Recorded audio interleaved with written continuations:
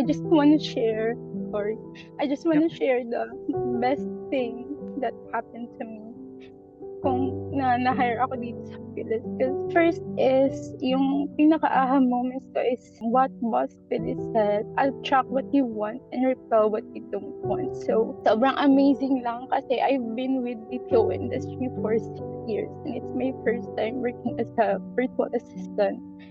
And I'm so happy because the environment here kind of different than what we have before sa corporate world. And whenever we got some questions, someone will going to answer. Like, sobrang approachable ng mga tao dito. And it's kind of amazing lang kasi the environment here are so positive na kahit na sobrang bigat na ng pinagdadaan mo in work and in life as well.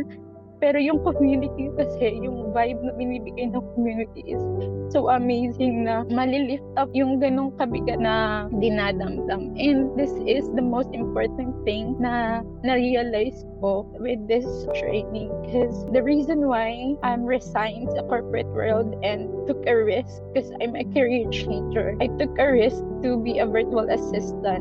Kasi wala talaga akong experience as a VA. I am diagnosed with aneurysm and that's the main reason bakit ako nag-resign sa corporate world. Kaya ako naghanap din ng work na I can do remotely. So, good thing lang with this one is hindi ako na-diagnose ng aneurysm. Andun pa sana ako dun sa ganong kind of environment. Andun pa sana ako na may career growth because naging support ako, naging supervisor ako, naging agent ako. Pero yung personal growth kasi naging stagnant na you cannot trust anybody with that kind of environment. And what we have here right now is kind of amazing kasi sobrang ganda na Boss Feliz is not yung hindi niya tayo tinutulungan sa career lang, kundi sa personal growth din. Because we cannot be able to have that kind of growth sa career if wala tayong personal growth. So, yun lang, sorry, I'm a bit emotional.